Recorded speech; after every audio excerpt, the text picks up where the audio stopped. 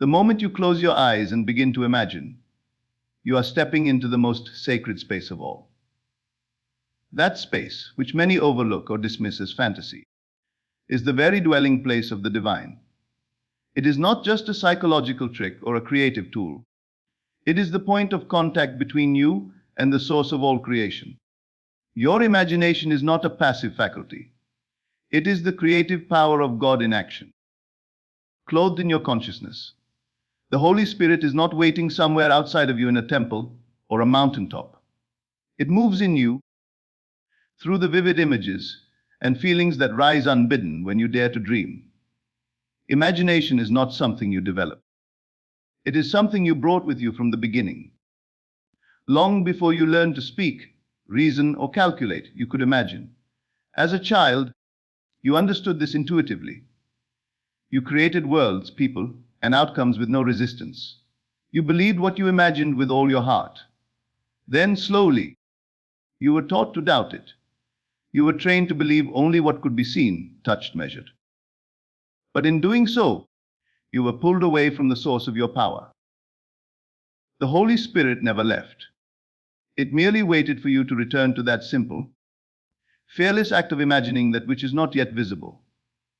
Imagination is the instrument, the means, and the proof. Everything you now call real was once unseen. Before it stood before your eyes, it lived in someone's mind. That building, that invention, that song, that solution, it all began in imagination. And what others have done through their inner vision, you too are called to do. When you imagine something vividly and feel it deeply, you are not playing games with the mind. You are participating in the divine act of creation. The Holy Spirit urges you to stop asking for signs and to begin creating them. There is nothing small about this power. The world has conditioned you to think that imagining is frivolous, a distraction from reality. But what is reality, if not the end result of someone's assumption? Look at your own life. Every moment of confidence, every success, every relationship, every loss, even these were preceded by ideas, expectations, fears, and assumptions. The Holy Spirit wants you to see that nothing happens on the outside without first being accepted within. To imagine is not to escape reality. It is to give birth to it. This power does not demand that you be good enough, smart enough, spiritual enough.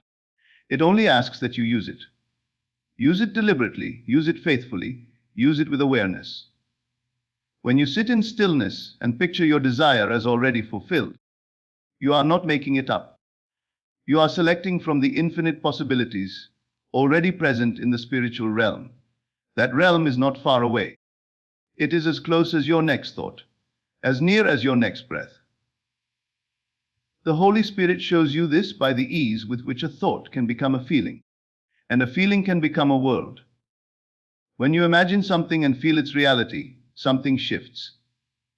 Though nothing may have changed outwardly, the inward movement is unmistakable. You feel it before you see it. This is not wishful thinking.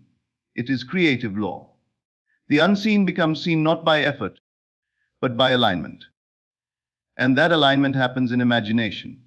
You do not need to manipulate circumstances or control people. You need only go within and dwell in the state of the wish fulfilled. The Holy Spirit desires to bring you into the full realization that this is how all things are made. You have tried effort. You have tried struggle. You have tried waiting, hoping, striving. And yet the door opens when you simply enter the scene in your imagination. You speak the words you would speak if it were already done. You feel the joy, the relief, the confidence. You rehearse the outcome, not with desperation, but with certainty. And in that inner act, you are doing the very thing the Spirit urges you toward. You are seeing with the eyes of faith, not of flesh. The natural man, bound to facts and senses, will laugh at this. He will say, "That's not how life works." But the Spirit in you knows better. The Spirit in you reminds you that you are not limited to appearances. It whispers in moments of quiet, "What do you want to see? What would it feel like if it were true?" That is the invitation, to stop repeating what is and begin creating what could be. not from force, but from assumption, not from logic, but from knowing. You may have thought imagination was something to use for art or daydreams, but the Holy Spirit wants you to recognize it as your divine inheritance. This is the means by which you speak to the unseen and are heard. This is how prayers are truly answered. Not when you plead, but when you see. When you hold the vision and refuse to let it go. Not because of arrogance, but because you trust that what you imagine with conviction must come to pass. You water that vision with belief, not doubt. There is no special technique, no rigid formula. The Spirit meets you in the intimacy of your own inner world, in the tone of your inner conversations, in the atmosphere you cultivate inside. And when that inner state becomes fixed, when it feels natural to dwell in the feeling of the fulfilled desire, then the outer world reorganizes itself to reflect that change. This is not magic, but divine law. The law of imagination is the law of life, and still it is simple, too simple for the reasoning mind.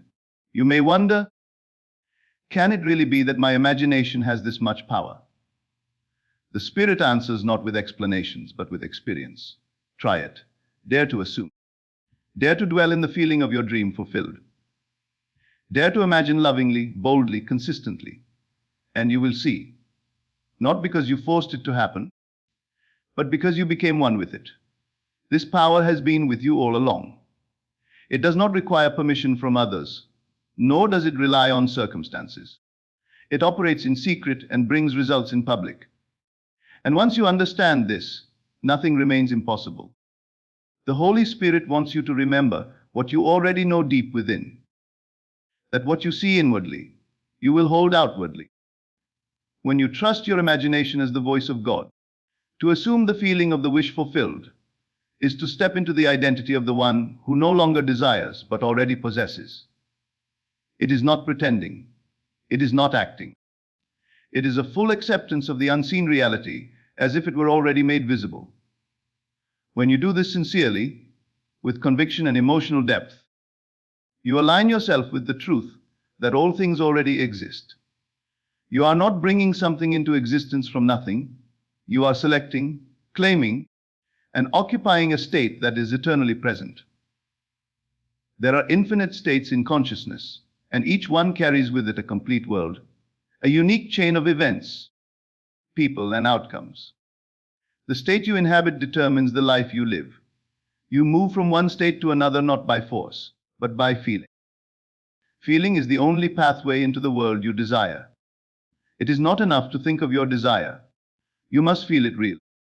To assume the feeling of the wish fulfilled is to move into that state and stay there mentally, emotionally, spiritually, regardless of appearances.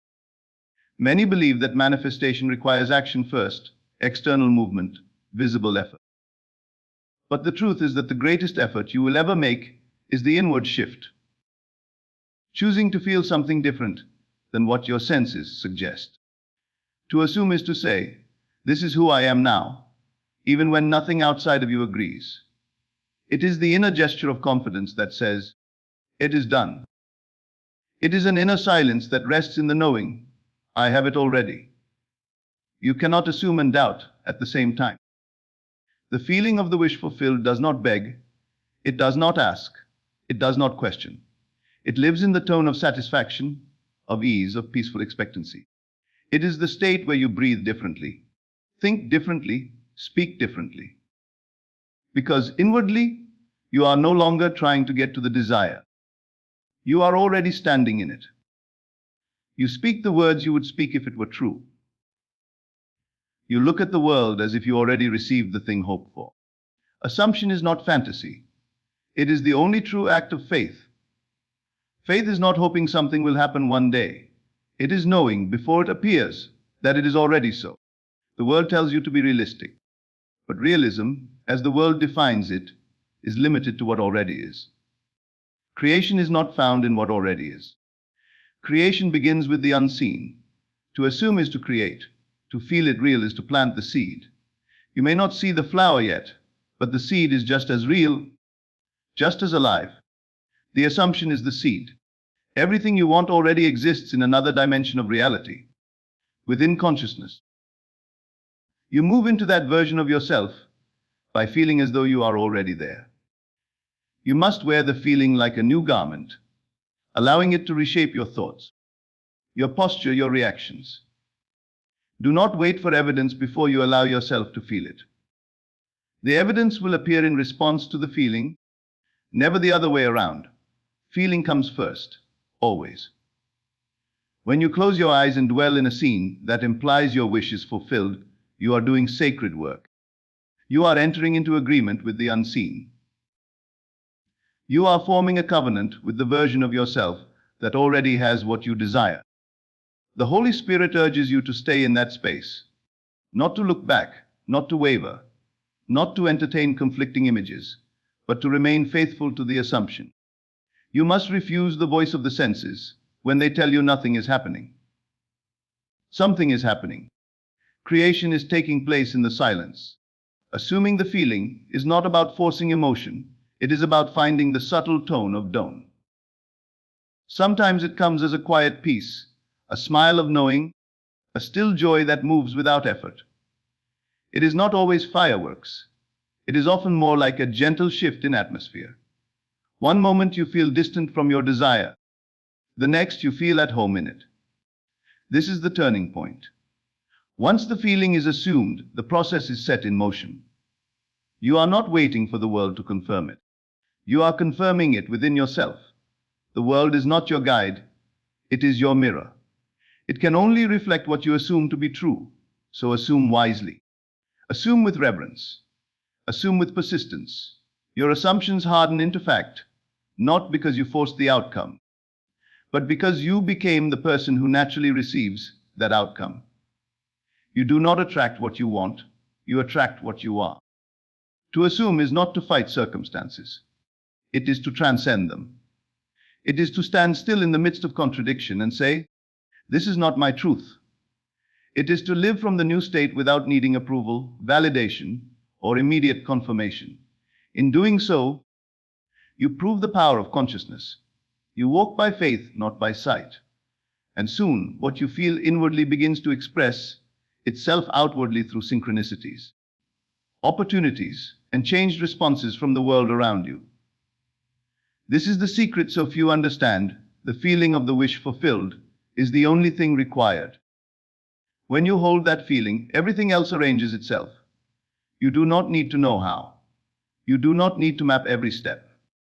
The how is not your responsibility. The assumption contains its own path.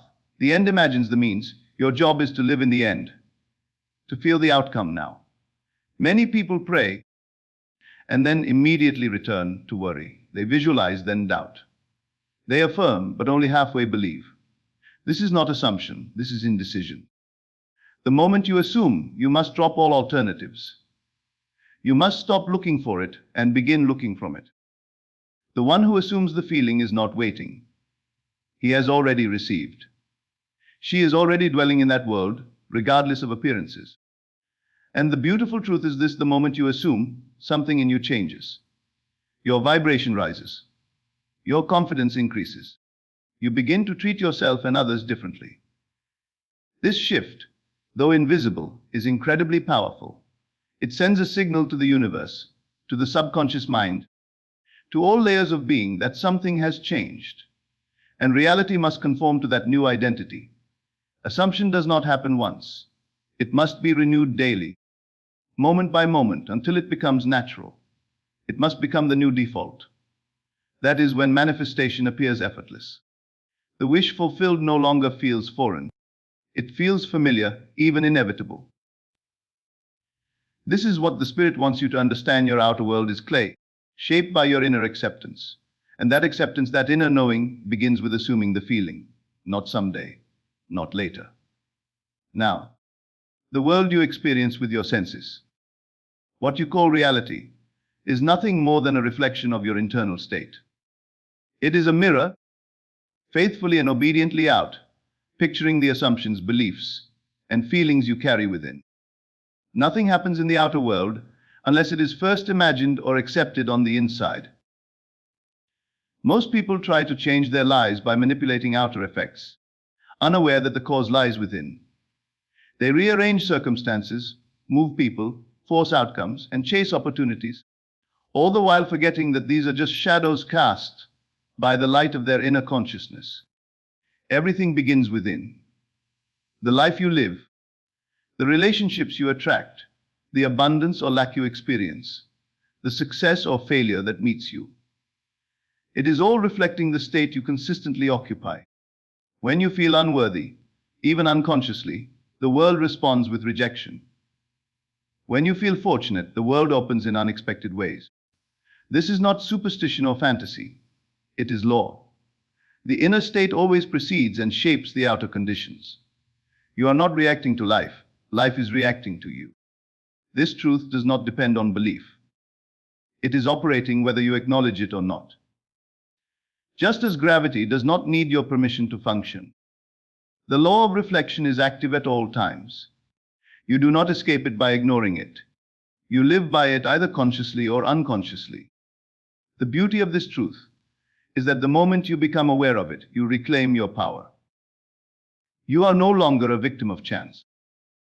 You begin to see that everything you face is revealing something about your internal world. The world is not happening to you. It is happening through you. There is no lasting transformation without internal change. You may temporarily shift your surroundings, but if your inner state remains the same, the old patterns return. You may leave a job, a relationship, a city, but if your assumptions and self-concept travel with you, the same experiences will echo again. You are the common denominator of your life. And the only true change is self-change. When you revise yourself from within, everything else must follow. This is not a matter of force. It is inevitable. This principle explains why two people can live in the same city, under the same economy, and yet experience completely different realities. One lives in abundance, ease, and opportunity, the other in struggle and limitation. The difference is not the environment, but the state each one occupies. Your world rises and falls with your inner story. That story plays in the background constantly, often beneath conscious awareness. It is told in your assumptions, what you believe about yourself, about others, about life. If you believe people are untrustworthy, you will meet dishonesty again and again. If you assume you are always overlooked, you will find yourself invisible in conversations, jobs, and social circles. These are not random experiences. They are reflections. Change the assumption, and the reflection must change. But the change must be sincere, not superficial. You cannot merely repeat positive words if deep down you still expect the old outcome. It is not about empty affirmations. It is about an internal shift, a felt change in your sense of self. The outer world may take time to catch up, but it must respond. It has no choice. The world cannot resist the tone you are broadcasting. When you begin to feel yourself worthy, valuable, secure, and loved, the world reorganizes around those feelings. New people appear, old situations resolve, unexpected blessings arrive. Not because you forced them, but because you align with the state that contains them. You are always stepping into worlds that match your frequency. And your frequency is determined by your state of being.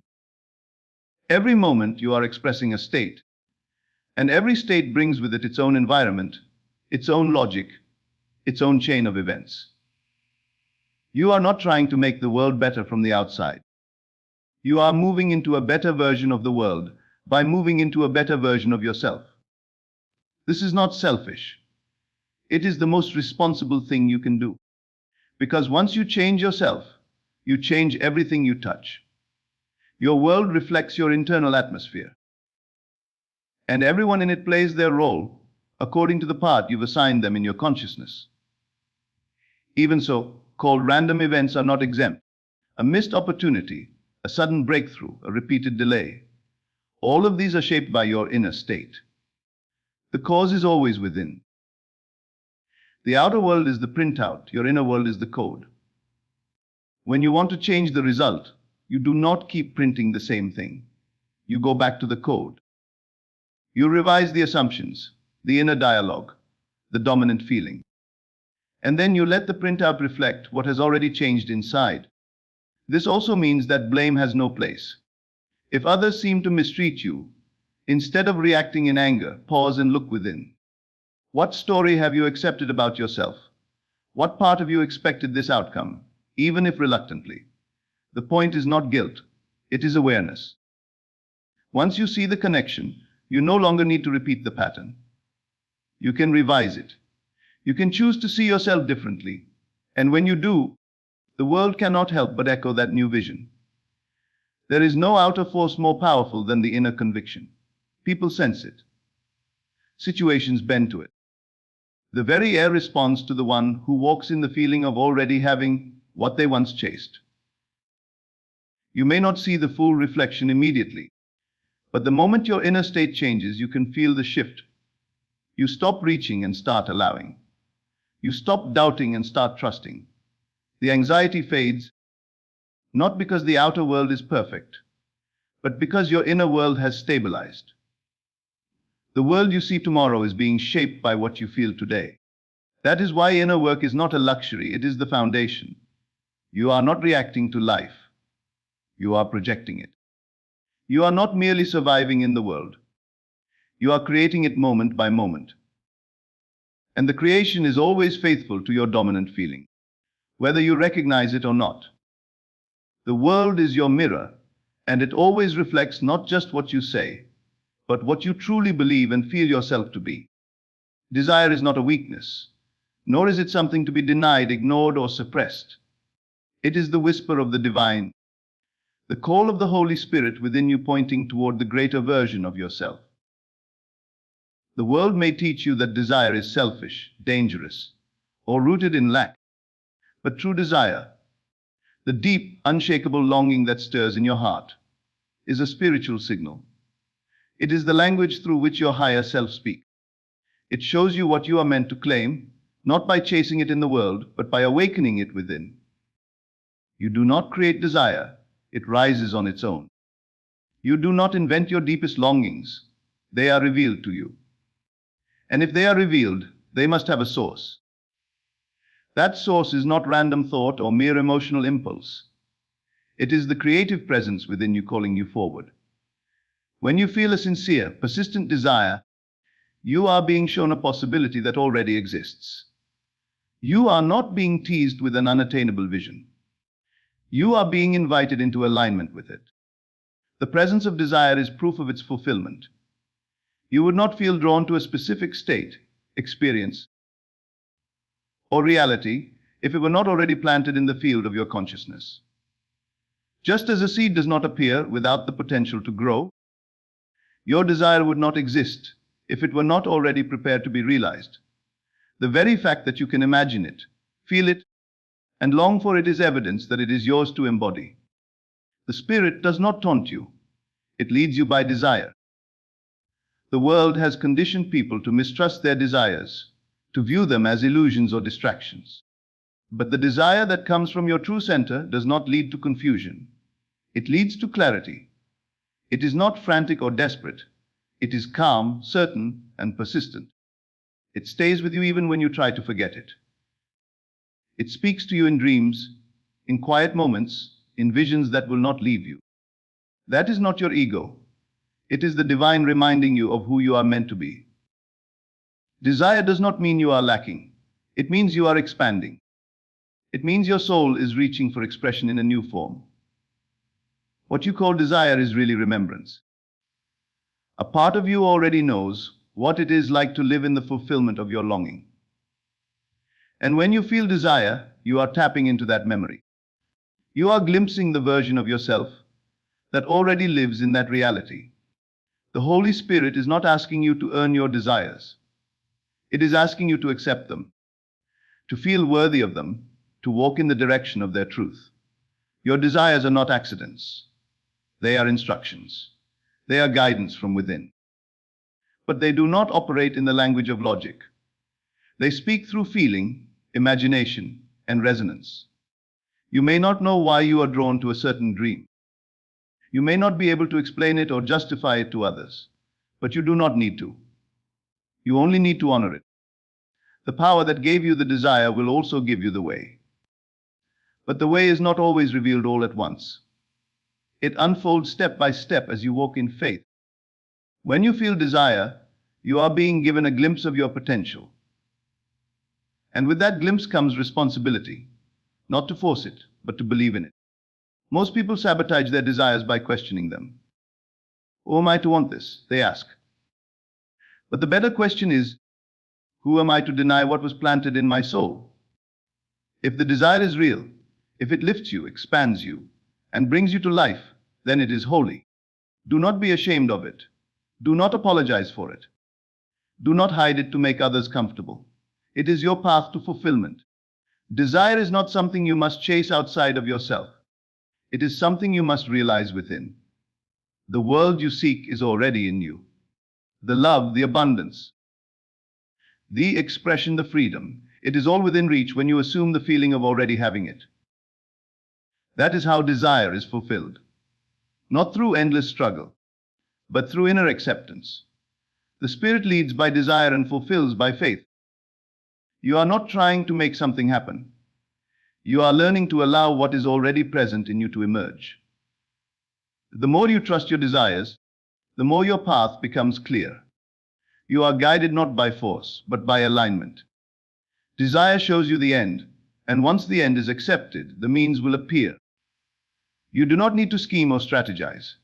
You need only to believe that what you want is already yours in the invisible. That belief, that inner conviction, creates the opening through which all things flow. The world bends to the person who honors their desire as sacred. There is no conflict between your desire and the will of God when your desire is pure, sincere, and aligned with love. In fact, your desire is the will of God expressing through you. It is not separate. It is not selfish. It is not something to suppress in the name of humility. True humility is not denying your dreams. It is recognizing that they came from something greater than your limited self. And if they came from a higher place, then their fulfillment is not arrogance. It is obedience. The desires of your heart are not distractions from your spiritual path. They are the path. The Spirit does not speak in fear or limitation. It speaks in visions, in longings, in the inner pull toward a life that feels more aligned, more alive. If you ignore that voice, you may keep the peace for a while, but you will feel the cost. You will feel the quiet ache of unlived potential. That ache is not punishment. It is a reminder. A reminder that there is more for you, and that it is already yours if you will only dare to feel it. Feeling your desire fulfilled is the greatest act of faith. When you sit in silence and imagine the life you long for as if it were already yours, you are not indulging in fantasy. You are participating in divine creation. You are saying yes to what the Spirit has shown you. You are agreeing with your higher self. You are walking by sight of the soul, not by the eyes of the flesh. That inner yes is the beginning of manifestation. Everything else flows from it. Desire is your soul's map. It does not show up randomly. It shows up to lead you home, to the truth of who you are and what you came to express. You do not need permission to follow it. You only need the courage to trust that what you want is not only possible, it is already prepared. Your role is not to doubt or delay, but to receive, to embody, and to know that the very fact that you want it means it wants you. You are not chasing your desires. You are remembering them. And in remembering, you become the one who was always meant to live them. There is a sacred power in persistence, not the kind that strains or struggles outwardly, but the inner resolve that refuses to abandon the truth once it has been seen. When you have seen, even for a moment, the reality of your desire fulfilled in imagination, when you have felt the peace, the joy, the certainty of being the person you wish to be, you are touching a realm more real than anything the physical world can offer. And in that moment, the only thing required is your loyalty to that unseen reality. Persistence in the assumption is not about forcing a belief. It is about dwelling consistently in the feeling of the wish fulfilled. Despite any outer appearances to the contrary, the world will tempt you to give up your assumption. It will bring you facts, conversations, past experiences, and sensory evidence, all suggesting that nothing has changed. But none of these have authority unless you give them power. The moment you begin to waver, to entertain doubt, to look at circumstances, and declare them more real than your inner knowing, you abandon the assumption. And the assumption, once dropped, ceases to draw into your life the outcomes it promised. You must persist, not in doing, not in effort, but in being. Persistence means continuing to think from the state of the wish fulfilled, rather than merely thinking of it. You can think of your desire day and night, and still live in the feeling of not having it. But to think from it is to assume its reality here and now, to feel that you already are the person you desire to become, and to carry yourself as such in mind, in heart, and eventually in action. It is not about pretending or faking. It is about a deep alignment that reorders your perception. The persistent assumption creates a new center of identity. And once that new center is established, the world must conform. This is not an overnight process, although it can be. The time it takes is never determined by the outer world. Time is only the interval between the assumption and its manifestation. Some things come quickly, others arrive through a sequence of unfolding events. But regardless of how long it appears to take, you must remain faithful to the inner reality. You do not plant a seed and dig it up the next day. You water it with attention, with emotion, with quiet confidence. You let the roots grow invisible before the first leaf ever breaks the surface. Persistence is not struggle, it is devotion. It is saying, I know who I am, and I refuse to identify with anything else. It is holding to the vision when nothing around you agrees. That is the moment when most give up, when the world appears unchanged and the assumption begins to feel foolish. But that is the test. Not a test from outside, but the natural tension between the old state and the new. The old will cry out for your attention. It will offer you familiar pain, comforting disappointment, and well-worn excuses. But if you truly desire change, you must let the old die by starving it of attention. You must refuse to return to the old state of being, no matter how familiar it may feel. You are always assuming something. The only question is whether you are assuming with intention or by default. Most live in unconscious assumptions, of lack, of limitation, of being undeserving, and wonder why the world continues to confirm these experiences. But once you begin to assume deliberately, persistently, and lovingly, you step into a different rhythm. You realize that your outer life is not something that happens to you, but something that flows from you. Every moment becomes an opportunity to return to the state you have chosen. This is the essence of spiritual practice, to dwell in the truth, even when everything around you invites doubt. It is easy to feel rich when your bank account is full. It is easy to feel loved when someone is holding your hand. But to feel abundant in the silence, to feel loved when alone, to feel secure when circumstances are uncertain, that is the work. That is the place of power. The outer world is slow to move, but the inner world can shift instantly. And once the inner shifts, the outer must follow, like shadow to substance. Persistence requires discipline, not in effort, but in focus. You must be vigilant with your inner conversations. Are you rehearsing your limitations? Are you arguing for your constraints?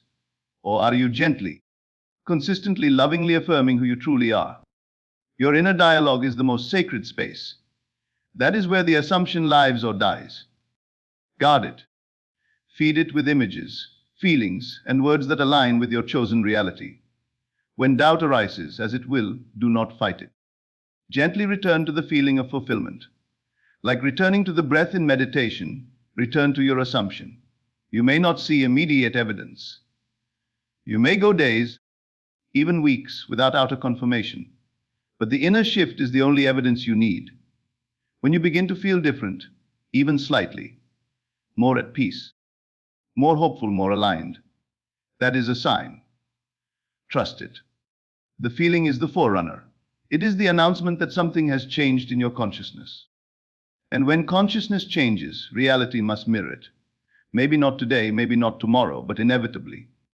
Persistence is also creative. As you dwell in the assumption, you will find new ideas, impulses, and intuitions rising. These are the bridges of incidents, the paths by which your new reality begins to express.